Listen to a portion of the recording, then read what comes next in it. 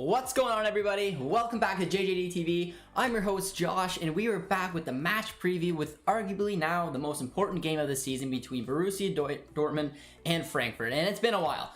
It has been a while. The international break feels like it's been on forever. I can't even remember the last time I've done really a Dortmund content. I feel like it's been 2 weeks. But we're back today for the match preview, and it will be followed by tomorrow for a very, very long discussion that we're going to have with you guys. We'll be live for it, and it'll be for the Erling Haaland transfer saga. You know what it is. But yeah, we'll get into it. I'm not sure exactly how long I'm going to go live for today. We'll address the chat, the odd time here and there, and then I'm just going to give you a little breakdown of the upcoming game, starting off with the recent history between the squads. And in the last 5 matches between Borussia Dortmund and Frankfurt, we have won 2, we have drawn 3 times, and we've lost 0. So we have a relatively decent record in recent times against Frankfurt. And in our recent forms going into the match, in our last 5 league matches, we've won 3, drew 1, lost 1, while Frankfurt has won 2, they drew 2, and they lost 1 as well. So again, on recent form, we're relatively going in, but our last match we drew against Cologne, and that's just honestly unacceptable. We know exactly what that match was all about. It was very frustrating, but it'll be okay. It'll be okay. We're coming in. We know how important this match is. If you guys look at the league table, this is 4th versus 5th. We are sitting with 43 points. Frankfurt is sitting with 47 points. If we win this match, we are within one point of top 4 and put ourselves in a healthy position. If we lose it, if we lose this match, we put ourselves in a heap of trouble. We would then be 7 points behind them, and there's not a lot of games remaining in the rest of the season, man. So it's going to be pretty intense. So without further ado, let's just jump into the starting 11. I'll give you guys my opinion on the starting 11. We'll see what you guys are thinking about it. And yeah, see how you guys are doing in the chat. Phoenix is here. Says, what's good? If we lose, our chances are over. If we lose, we are in a lot of trouble, man. There's no denying that.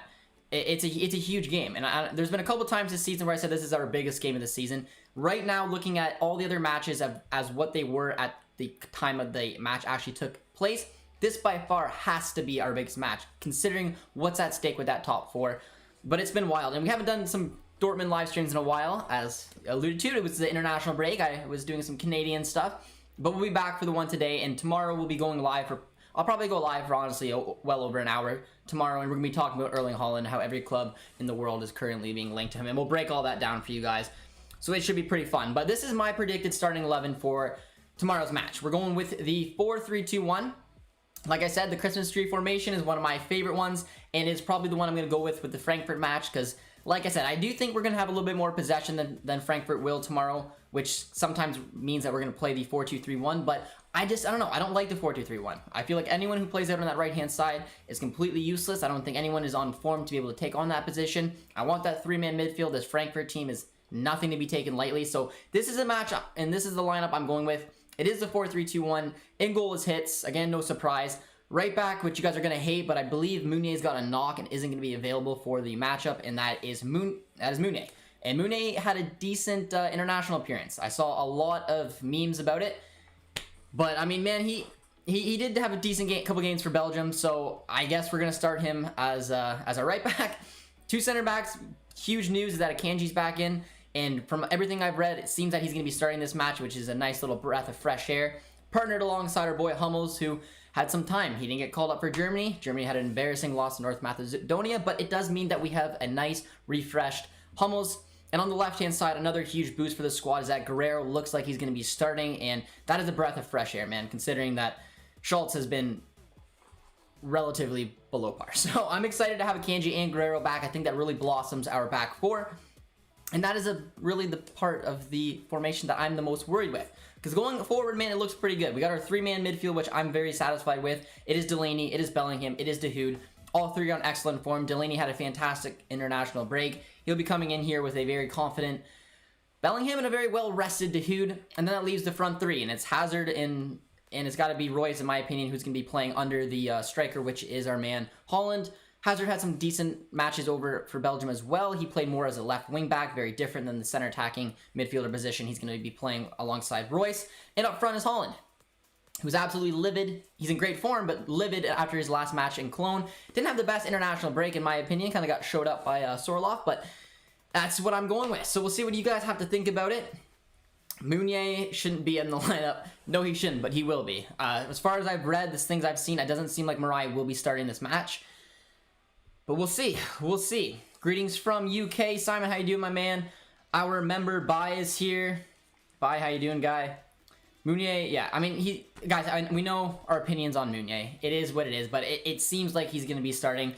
And he had a pretty decent Belgian couple of games that he had over there. He's playing as a right wing back, which is funny because that's, in my opinion, the way he plays the worst with this Dortmund squad. But he looks to be back, and we'll see how he can do. It's because he likes Belgium and doesn't try in BBB games. It is definitely about the personnel. Because it can't be the formation. We've played in the 3-4-3, and Meunier is still unbelievably underwhelming for us. I mean, you've seen some of the balls he put in with that Belgium squad. The memes were free and flowing through Twitter, so it'll be surprising, man. It'll be really surprising to see what he does. I would like to see Marai. And maybe Chan. Chan's another look, but again, like I've been reading stuff about some of the knocks that we've been picking up, and this is kind of the formation that, from what I've read, is what I'm assuming that we might go with, as well as the personnel. So a lot of you guys in the comments do not like the fact that Meunier is sitting there at the right back position.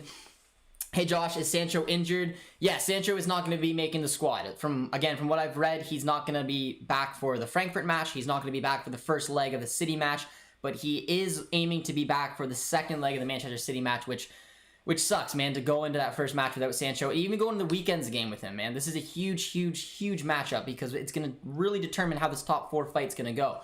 We get a big win, man. It's wide open, and we lose it. We put ourselves in a world of trouble. But yeah, Sancho is injured. Alex says that no players have passion this year. I think it's because no fans. The no fans of Dortmund is definitely huge. We know exactly what that stadium's all about, what it can really mean to this football club. And I wouldn't say that there's no passion. It's just there's been a lot of different issues, from poor individual performances, from the way that each manager has lined up in specific games, our back line, set pieces. There's been a wide range of issues as to why we are where we are, but we still have a very talented starting 11. On paper, we should go into almost every match for the rest of the season and take 3 points. So we're going to have a big look at to see what the boys are going to be doing, but I'm excited to be back. I hope you guys are too. It's been a long international break. I did have a lot of fun covering Canada, which is something that I didn't ever think I was going to do here on the channel, but it was fun. But I'm excited to get back. I'm excited for the watch along this weekend. I have an extra long weekend this weekend because it's Christmas. It's Easter here in Canada. So tomorrow we're gonna be going up and doing a very long live stream about Erling Haaland, about his future, to get you guys' opinion. You guys will hear mine. It should be a lot of fun. Man, this April Fool is pissing me off so often, pranked on Instagram. Yeah, I've been pranked a few times. People keep tagging me and stuff, and then I read it, and I'm just like, oh, wow, that's crazy. And then I'm like, oh, no, it's not true. So yeah, April Fools. Meunier is not starting at right back. Producer T liked it. Producer T, this is not an April Fool's joke. This is my predicted starting 11. But, yeah, I don't know, man. That's what I'm seeing. I don't see it really lining up too much other way. Just given the fact some of the players who would like to go in here are injured, like obviously Sancho. I believe Chan and Meunier may not be available as well. I hope Meunier in the lineup is an April Fool's prank. It's not. It's not, because the only other two options really are Chan as well as Marai, and I don't think either one of them are fully fit for the matchup, which is why I believe I have Meunier, which is why reports I'm reading has Meunier in the starting 11 as well. But yeah, I mean, it could be a nice little one. It could be a nice little one, but I don't know. MXD21's here. Hey, bro. How you doing, my man? Haaland signed for City. Confirmed.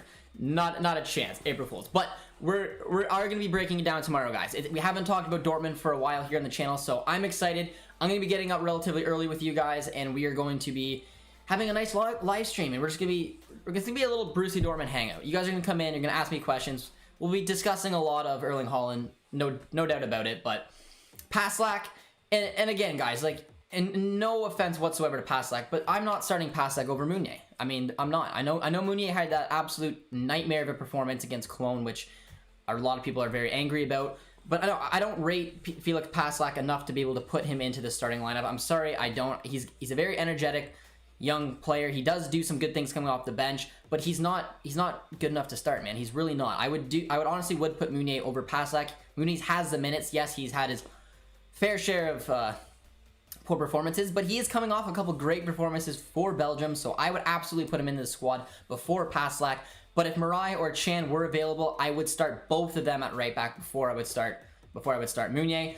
And again, guys, when it comes to Berkey, he's just not going to be starting. It is what it is. Berkey's lost his chance here at Borussia Dortmund, so it is going to be Hitz. Hitz will, I can almost promise you, start every matchup from now until the end of the season. So looking at everything, this is what I'm going to do. I hope to see Ansgar on the bench. I do see some of you guys mentioning that. It is going to be true. Hey Josh, is there any truth that Marco Rose is going to be Dortmund's manager? Yes, it is very, very truthful. That is exactly what's going to be happening. Next season, Marco Rose is our manager. That's been confirmed for a while now. Simon, if you look at BVB Instagram posts, comments, they all say Meunier out. Well, yeah, we know we have very reactionary fans here at Borussia Dortmund, and when you had a performance quite like the Cologne one, which you single-handedly gifted them a goal, on top of being a very useless attacking fullback, yeah, I don't know. And again, guys, when it comes for me for the right back position, I would go Marai first, followed by Chan, followed by Meunier, and then Paslak. That's my lineup. Those are my right back depth charts.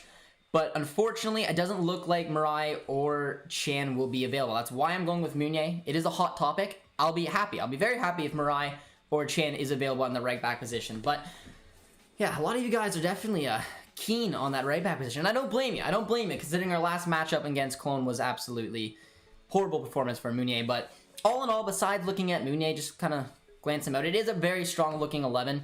I know it sucks that obviously Sancho isn't there, but having Hazard, who's coming back into full fitness alongside Royce and Holland, is a juicy front three. We got a midfield trio that has been playing fantastic together, and I'm just excited to see how Delaney, Dahoud, and Bellingham can get on. And then we have a huge boost in our back four with Akanji and Guerrero returning to form, so it should be pretty good.